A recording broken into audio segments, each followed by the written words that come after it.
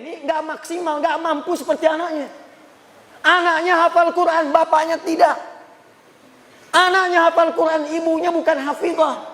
Tapi karena kesungguhan bapak ibunya, ngantar dia ke pesantren, mendoakan tiap malam. Anaknya 30 juz, ibunya juz 30. Tapi ketika masuk surga, anaknya bangga menggandeng bapak ibunya. Diperkenalkan kepada semua penduduk langit dan bumi. Ini bapak saya, ini ibu saya. Siapa Anda yang banggakan anaknya saat di dunia? Ranking 1, juara matematika, juara fisika. Jangan bangga dulu, karena yang tak beriman pun dapat Nobel. Banyak yang lebih hebat, banyak yang kaya, banyak yang triliunan hartanya. Bill Gates kah itu? Jeff Bezos kah itu? Warren Buffett kah itu? Banyak.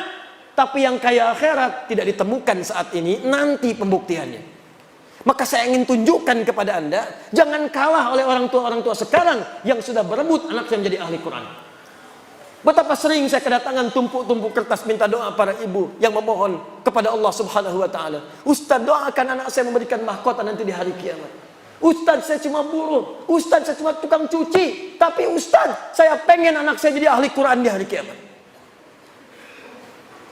Betapa ada seorang ayah yang cuma punya motor butut, Pak. Tapi anaknya dibawa untuk jadi ahli Quran.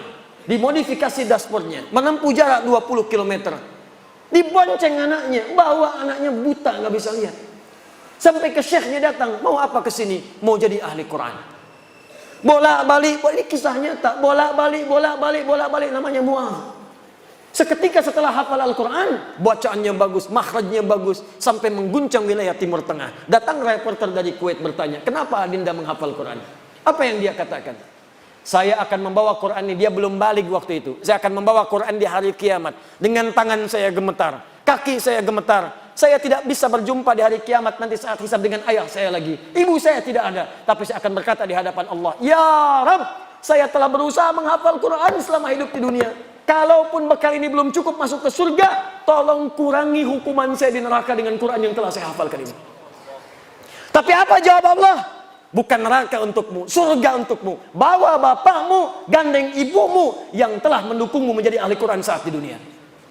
Maka disebutkanlah dalam hadis riwayat At-Tirmidzi, nomor hadis 2915. Begitu akan masuk surga, Qurannya langsung berkata kepada Allah, Allahumma halli.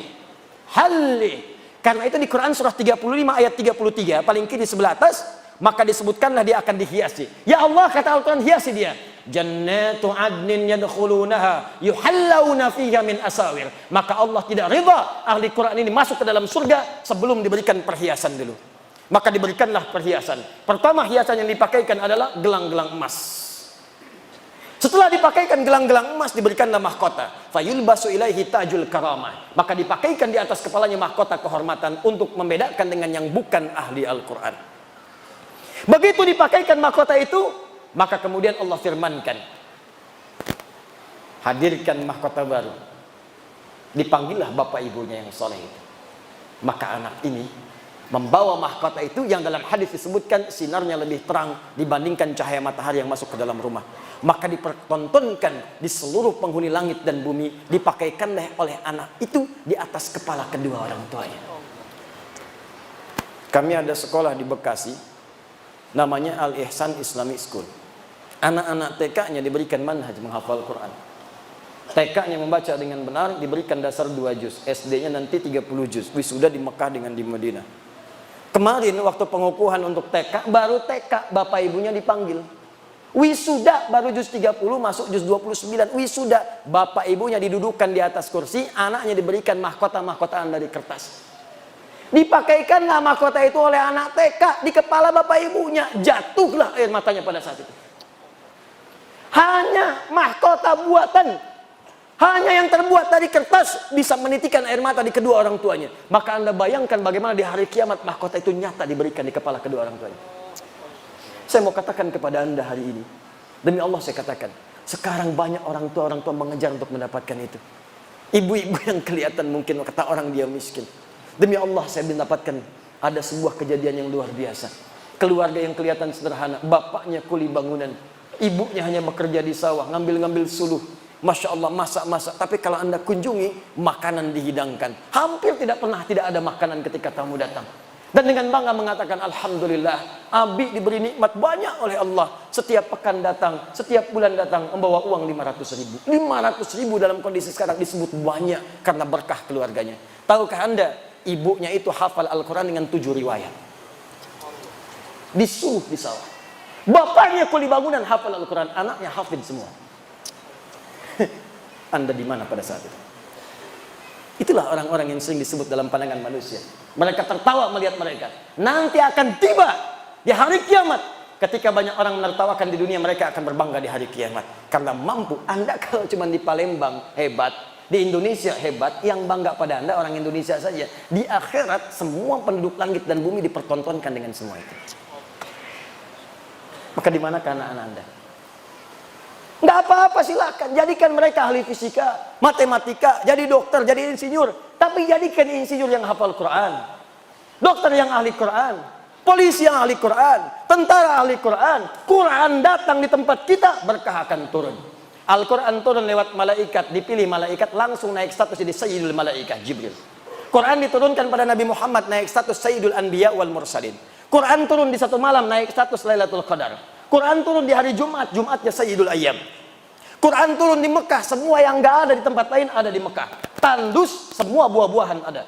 Tandus, semua makanan ada. Datang orang ke sana, Quran turun berkah. Pindah ke Yathrib, Yathrib berubah jadi Madinah. Madinah kota peradaban indah. Maka ulama menyimpulkan, setiap Al-Quran turun, ada ahli Quran di satu tempat, maka tempat itu akan berkah dalam kehidupannya. Saya menghadapi anak-anak datang. Tuh kalau anak-anak hafid-hafid kecil itu biasanya kalau dia datang ke Bekasi pengen cek hafalan, saya lihat Masya Allah bapak ibunya luar biasa. Ada yang kasih penghargaan, berangkatlah haji, difasilitasi oleh kerajaan Saudi, ditunjuklah kami menjadi Amirul Hajj. Begitu berangkat saya kira siapa yang saya pimpin, ternyata kebanyakan ahli Quran. Anda bayangkan yang hafal Quran anak-anak kecil, yang ikut haji, bapaknya ikut, ibunya ikut, gurunya ikut, temannya ikut, kerabatnya ikut. Yang hafal Quran satu orang, yang berangkat banyak orang.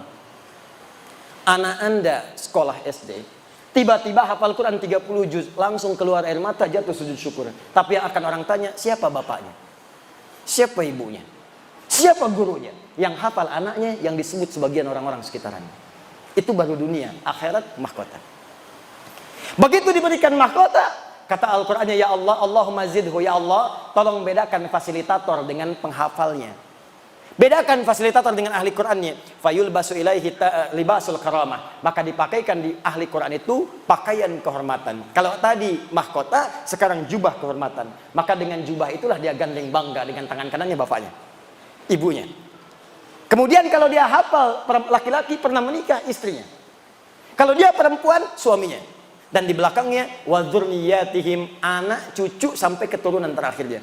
Maka diparadekan masuk surga dari semua pintu surga. Setiap lewat satu pintu surga, maka malaikat mengatakan kepadanya, wal malaikatu yadkhuluna alaihim min kulli babin salamun alaikum bima sabartum. Mereka mengatakan, selamat bisa masuk ke sini karena Anda sabar saat di dunia. Sabar. Dengan Qurannya. Orang mencela, sabar. Orang lihat Quran, dia baca Al-Quran. Di LRT, baca Al-Quran. Di trans, baca Al-Quran. Di angkot, baca Al-Quran. Masuk kantor, nunggu rapat, baca Al-Quran. Sabar. Orang lain lihat media, dia lihat Quran. Sabar. Dan dengan kesabarannya ini, fani'ma uqbad dar, silahkan masuk surga yang telah kami janjikan. Allahu Akbar. Nah sekarang pertanyaannya, bagaimana menjadi ahli Al-Quran itu? Karena berdasar riwayat-riwayat yang sahih, ternyata maaf sekali, ahli Al-Quran itu ternyata bukan sekedar hafal 30 juz. Ada hafal 30 juz, tapi disebut bukan ahli Al-Quran.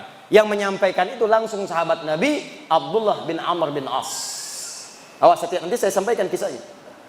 Ada yang hafal cuma satu surat, disebut ahli Al-Quran. Tapi yang paling hebat, hafal 30 juz, dan itu disebut dengan ahli Al-Quran. Nah pertanyaannya, siapa ahli Al-Quran itu? Bagaimana cara mengamalkannya? Itu yang terakhir kita bahas.